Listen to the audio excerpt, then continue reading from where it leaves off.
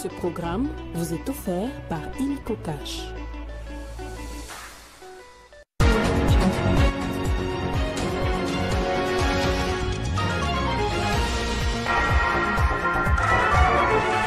Crise dans l'est de la République démocratique du Congo, Faure Gnassingbé nommé nouveau médiateur. Le président togolais succède à son homologue angolais João Lourenço qui a renoncé le mois dernier à ce rôle. L'armée congolaise dénonce la manipulation de l'opinion par la rébellion M23 à travers un communiqué après les tirs à Goma au Nord Kivu. Pour les forces loyalistes, le communiqué publié par la M23 est une manœuvre dilatoire concoctée pour tenter de faire capoter toutes les initiatives de paix en cours. Présidentiel au Gabon, Brice Oligui Nguema a obtenu 90,35% de voix à l'élection tenue ce samedi, soit 19 mois après sa prise de pouvoir, après coup d'État qui a mené au renversement d'Ali Bongo. Nouveau journal sur Télé 50, bienvenue à tous. Nouveau médiateur de l'Union africaine pour la résolution de la crise en République démocratique du Congo, le président togolais Faure Gnassingbé succède au président angolais João Lourenço qui a renoncé le mois dernier au rôle de médiateur de l'Union africaine dans les conflits dans l'est de la République démocratique du Congo après plusieurs tentatives à mettre fin aux hostilités dans la région. Et puis ces communiqués du ministère de l'Intérieur de la RDC qui étale les violations des droits humains par l'armée rwandaise et ses supplétifs. Dans un communiqué rendu public ce samedi, Kinshasa dénonce les exactions graves perpétrées par Kigali et ses troupes. 50 des civils ont été tués à Goma dans la nuit des vendredi à samedi. En effet, le ministre Jacquemain Chabani appelle à la justice internationale et à l'application de la résolution 2773 de l'ONU. Selon Kinshasa, parmi les faits les plus récents commis par l'armée rwandaise et ses supplétifs sont 50 des morts à la suite de l'attaque armée organisée et simulée par les éléments rwandais et ses supplétifs du M23 AFC contre les populations civiles de la ville de Goma et de ses environs dans la nuit du 11 au 12 avril 2025. Les nombres des cas d'assassinat et d'exécutions sommaires qui s'élèvent à 297, 72 cas de viols, des centaines de disparus, plus de 146 cas de tortures corporelles, ainsi que plusieurs cas des pillages. Dans les mêmes documents rendus publics samedi par le ministère de l'Intérieur, les gouvernements congolais notent des incursions, enlèvements, pillages et destruction des structures sanitaires dans les territoires de Walikale, notamment à l'hôpital général de Kibois, au centre de santé de Kibati, au centre de santé de Kachebere, au centre de santé de Ruvungi et au centre de santé de Lubonga, entre les 5 et le 9 avril courant. Aussi, Kinshasa note la persistance dans la mise en place d'une administration parallèle avec la nomination des bourgmestres au Sud Kivu et l'ouverture d'une KDK. Les documents rapportent également que les différents braquages, pillages, vols et rafles opérés par l'armée rwandaise et ses supplétifs du M23 et AFC sur les populations et les institutions financières dans les zones occupées constituent un mécanisme de financement de la guerre par Kigali qui éprouve à ces jours d'énormes difficultés pour prendre en charge ces militaires et supplétifs illégalement déployés sur les sols congolais. À en croire le ministre de l'Intérieur Jacquemain Chabani, les faits cités constituent une violation flagrante des instruments internationaux, notamment la Charte des Nations Unies, l'acte constitutif de l'Union africaine, ainsi que la résolution 2773 du Conseil de sécurité des Nations Unies.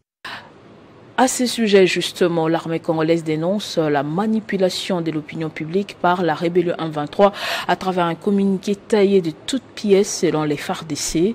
Pour les forces loyalistes, le communiqué publié par l'AFC M23 est une manœuvre dilatoire concoctée pour tenter de faire capoter toutes les initiatives de paix en cours. Un communiqué infondé et dépourvu de toute logique a été rendu public par l'AFC M23 soutenu par le Rwanda. Cette communication accuse les FARDC d'avoir monté la nuit du 11 au 12 avril 2025 une attaque contre la ville de Goma. À ce sujet, les forces armées de la République démocratique du Congo tiennent à donner des précisions objectivement vérifiables suivantes à l'opinion nationale et internationale. 1. Au nord, leur première position se trouve à plus de 300 km de la ville de Goma, dans le territoire de Lubero, au grand nord du Nord Kivu. 2. À l'ouest de Goma, les FARDC sont en pleine défensive dans les territoires de Walikale. 3. Au sud de Goma, les premières positions des FARDC sont à des centaines de kilomètres de la ville de Bukavu, dans les territoires de Mwenga, Uvira, Fizi et Chabunda. Le communiqué de l'AFC M23 taillé de toutes pièces est en réalité un scénario sciemment monté non seulement pour camoufler et justifier des tueries quotidiennes des civils dans la ville de Goma, mais aussi pour manipuler l'opinion et également satisfaire leur appétit criminel.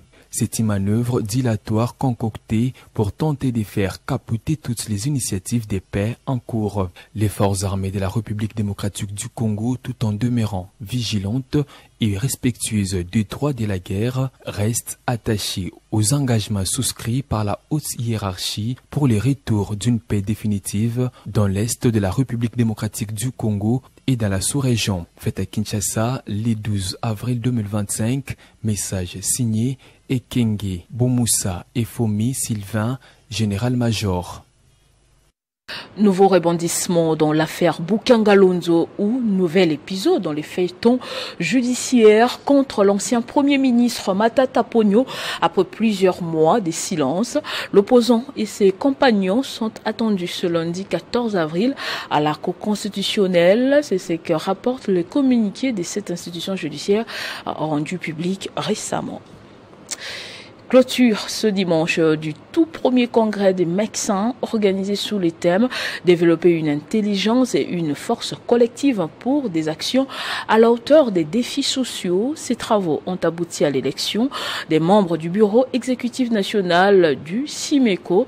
Ces représentants des médecins ont la lourde mission de conduire la politique et relever les défis de ce syndicat. Plus de 400 médecins, membres du syndicat des médecins du Congo, se sont réunis du 10 au 13 avril 2025 à Kinshasa pour leur premier congrès ordinaire, marquant 13 années d'activité depuis la création du syndicat en 2012. Convoqué après les élections des représentants locaux et provinciaux du CIMECO, il a fallu en croire le nouveau bureau de parachever les processus en organisant les élections au niveau national. Je tiens à vous remercier très sincèrement. C'est dans ces cadres qu'il a procédé à l'élection d'un nouveau bureau qui va présider à la destinée de ce syndicat durant les 4 prochaines années.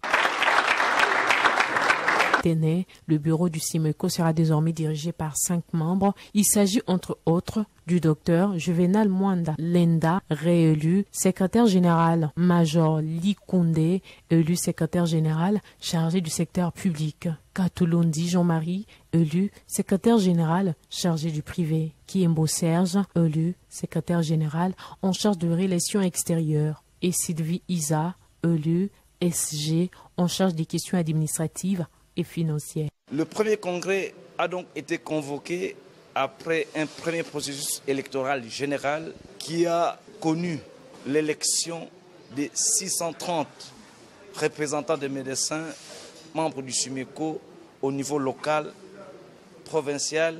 Et donc il fallait parachever ce processus en organisant les élections des membres du bureau exécutif national qui ne pouvaient se faire que dans le cadre de l'organe statutaire que le congrès, car c'est l'organe suprême du syndicat. Par ailleurs, signalons que ce tout premier congrès ordinaire des médecins membres du CIMECO a connu la participation des délégations de toutes les provinces de la République démocratique du Congo, notamment les médecins des provinces sous occupation des rebelles. Je déclare clos premier congrès des médecins du Congo.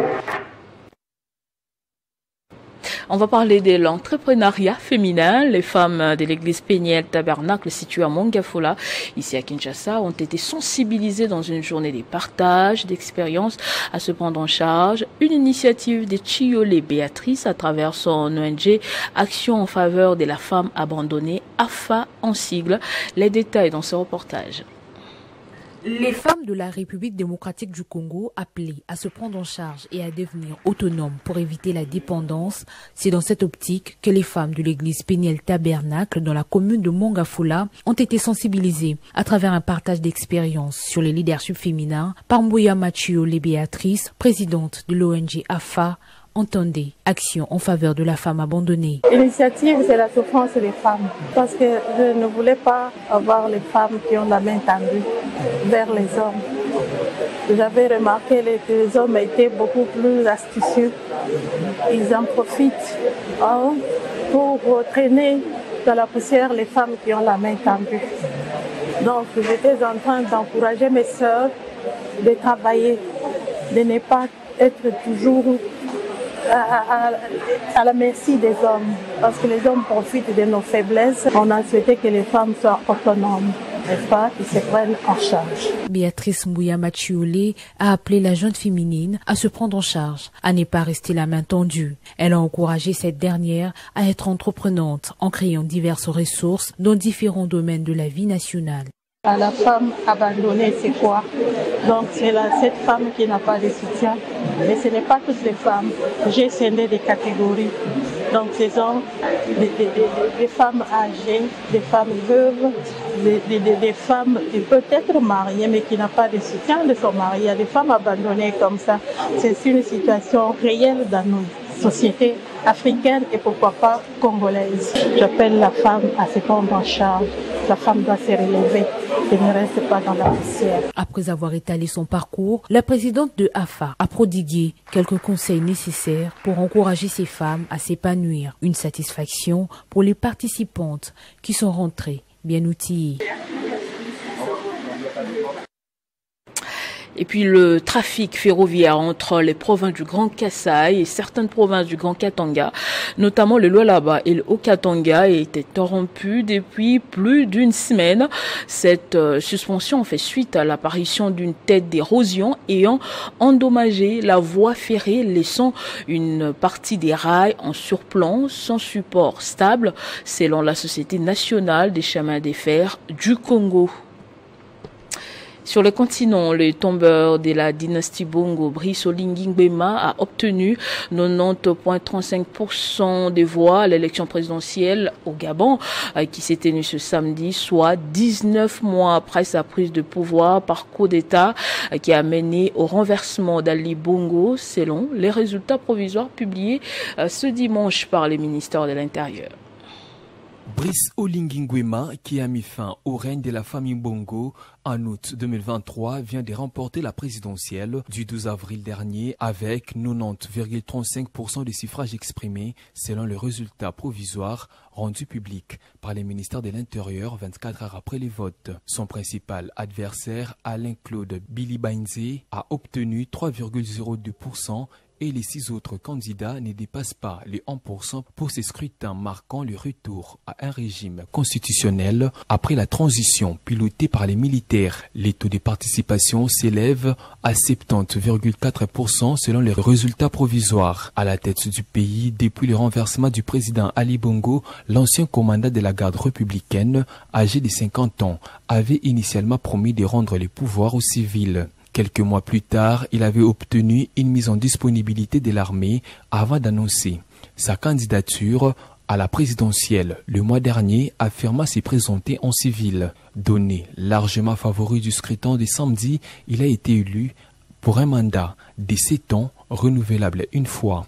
Brice Oligui Nguema est perçu par plusieurs Gabonais comme le libérateur et bâtisseur qui a sorti les pays d'un système anarchique.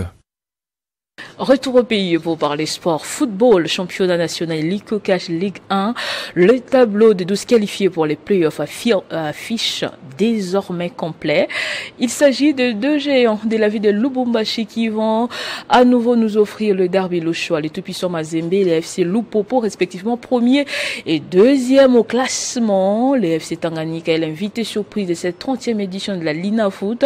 Don Bosco, Simba et Sangabalende ont également réussi à décrocher leur ticket de justesse.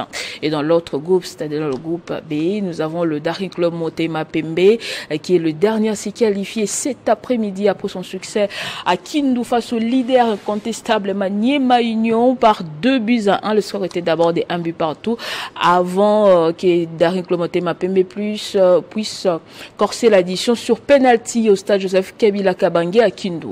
Maniema Union, les Aigles du Congo, la Rangers, Vita Club, Ange Vert, ce sont qualifiés pour cette prochaine étape de la compétition. Les relégués sont également connus. Il s'agit de l'US Chinkunku de Kananga, de l'AS Panda B52 de Likasi et de l'OC Bukavu Dawa et du FC Étoile du Kivu. Et ce journal est terminé. Place au rappel des titres. Crise dans l'est de la République démocratique du Congo. Faure Gnassingbé est nommé nouveau médiateur.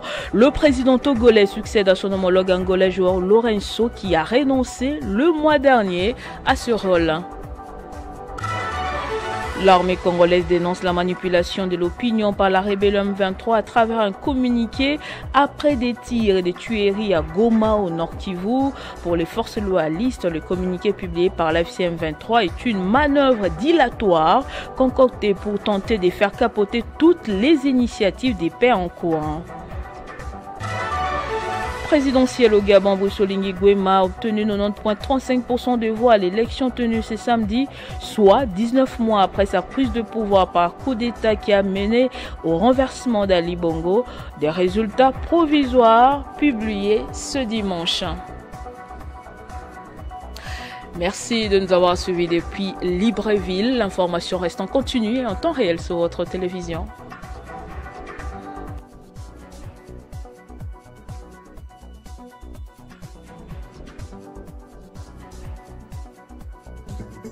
Retrouvez toute l'actualité en continu sur www.tele50.cd. Ce programme vous a été offert par Illico Cash.